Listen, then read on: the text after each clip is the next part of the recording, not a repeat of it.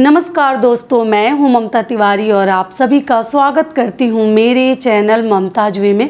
कैसे हैं आप सब, तो ये बताने के लिए कमेंट बॉक्स में जय माता दी हमेशा की तरह ज़रूर लिखिए। तो चलिए दोस्तों, आज हम इस वीडियो में जानेंगे कि नए घर में जाने से पहले हमें कौन से 5 महत्वपूर्ण कार्य ज़रूर करने चाहिए और ये गलतियां भी आपसे नहीं होनी चाहिए।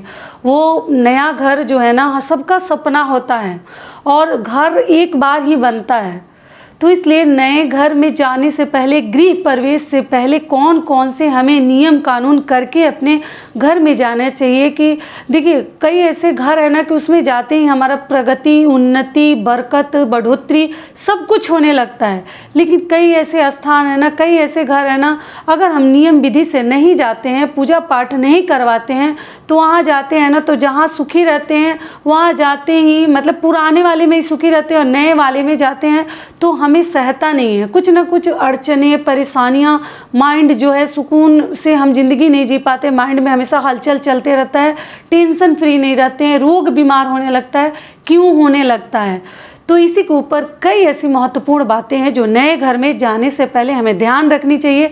क्योंकि मैं भी नए घर में आई हूँ तो मुझे बहुत सारे नियम बताए, हमारे बड़ों ने बताया है, तो वो नियम मैं आज आपके साथ शेयर करना चाहती हूँ और आप लोगों ने पूछा भी था, तो इसी के ऊपर आज का हमारा वीडियो है। इससे पहले दोस्तों, अगर आपको मेरा वीडियो पसंद आता है तो प्लीज़ आप मेरे चैनल को सब्सक्राइब कर दीजिएगा, बेल आइकन को प्रेस कर दीजिएगा, जिससे मेरे वीडियो के नए नोटिफिकेशन आप लोगों के पास सबसे पहले पहुंचे। तो चलिए शुरू करते हैं। शुरू करने से पहले श्री गणेशाय नमः एक बार जरूर कह लीजिए, क्योंकि नए घर में जाने से पहले विघ्नहर्ता गणेश जी की प्रतिमा आपको एक जरूर अपने साथ लेकर जानी चाहिए। सबसे पहला जो नियम है, जान लीजिए, एक मूर्ति ले लीजिए। अगर आपके घर में है तो कोई बात नहीं है, उसी को लेकर सबसे पहले ही अपने घर में आपको प्रवेश करनी चाहिए, लाकर रखने देनी चाहिए। उसके बाद ही आप अपने घर में प्रवेश कीजिएगा, ठीक है।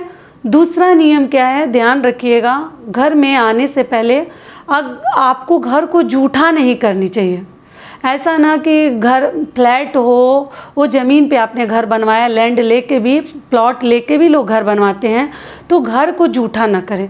बच्चे उसमें चिप्स, कुरकुरे या कुछ खा सकते हैं, या कुछ भी देखने जब हम आते हैं तो बच्चों को तो भूख लग जाती है, सबको मालूम ही है, तो बच्चे कुछ खा सकते हैं। लेकिन जो घर का गार्जियन है, जो घर का ओनर है, मालिक है, उसको घर में खड़े होकर कुछ भी नहीं खानी चाहिए, न भोजन करनी चाहिए। आप घर से बाहर निकलकर ही पानी भी पिए घर में, जब तक कि उसका पूजा नहीं कर लेते, ठीक है। तो इस बात का ध्यान रखिएगा और टॉयलेट वगैरह यूज ना करें। फ्लैट भी है तो क्या हुआ, देखने जाते हैं, कभी यूज ना करें। कहीं दूसरी जगह देख लीजिए, लेकिन यूज ना करें। तो ये हो गया हमारा दूसरा नियम। तीसरा नियम क्या है, आपको ध्यान रखनी है कि गृह प्रवेश से पहले, नए घर में जाने से पहले, आजकल तो लोग मोबाइल फ़ोन पे ही इनविटेशन कार्ड मतलब इनवाइट कर देते हैं, इनविटेशन दे देते हैं अपने जो ही रिलेटिव हैं, रिलेशन वाले हैं, तो सभी ना मतलब मोबाइल से ही आजकल कह देते हैं। लेकिन मान लीजिए आप मोबाइल से भी कहते हैं तो चलो अच्छी बात है। पहले ज़माने में तो हम कार्ड प्रिंट करवाते थे, कार्ड छपवाते थे और फिर हम अपने गेस्ट को, अपने रिश्तेदारों को देने जाते थे। लेकिन आजकल लोगों के पास उतना समय नहीं है, तो फ़ोन का ही इस्तेमाल लोग ज़्यादा कर रहे हैं और उसी पर दे देते हैं। तो आपको क्या करनी है, बहुत अधिक नहीं, लेकिन 5 कार्ड आपको मतलब प्रिंट करवा लेनी चाहिए, छपवा लेनी चाहिए। और शुभ होता है 5 या 11। वो 5 कार्ड आपको कहाँ मतलब देनी है, सबसे पहले कि आपके घर के आसपास अगर कोई मंदिर है तो मंदिर में एक कार्ड भगवान को सबसे पहले न्योता दीजिएगा।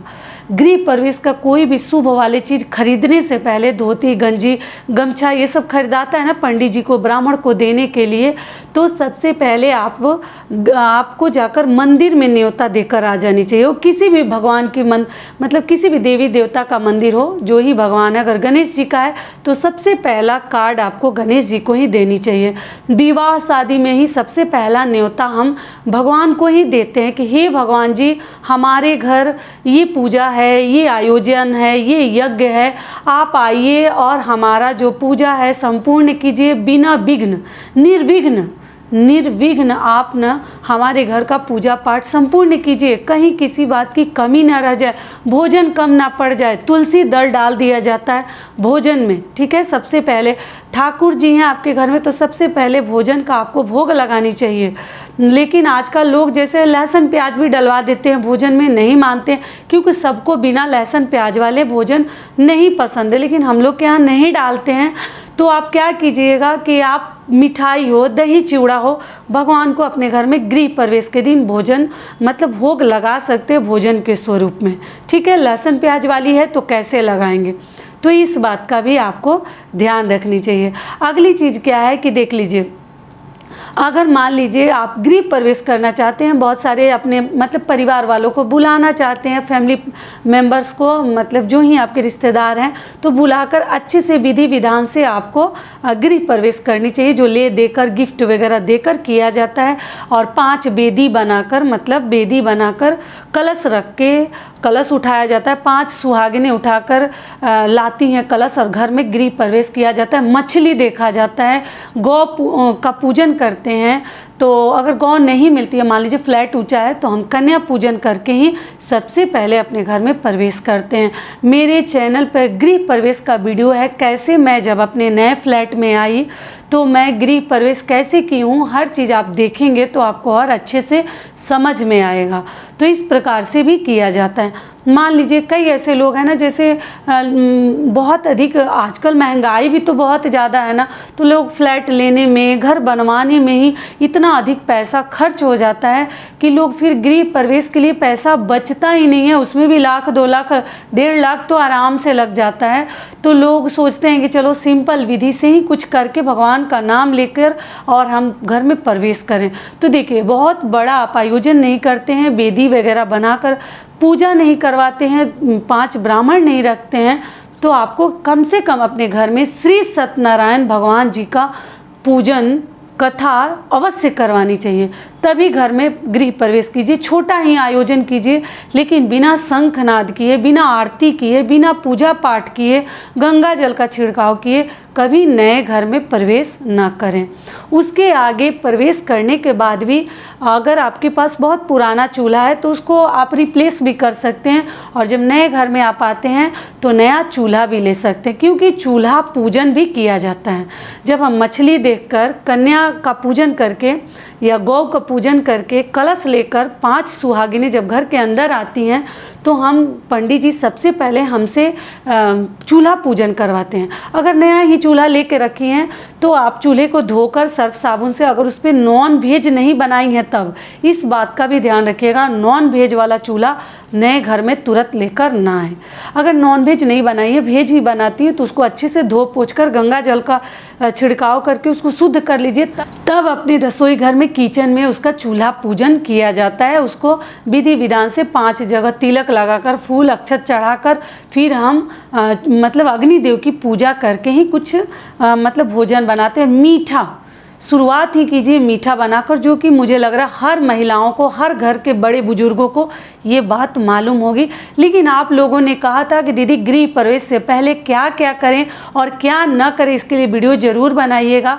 तो आपको सबसे पहले ये भी चीज़ बता दूं क्या नहीं करनी है। तो आप जैसे नॉन वेज वाले जो मांसाहारी चूल्हा है वो लेकर अपने घर में प्रवेश ना करें, सबसे पहला।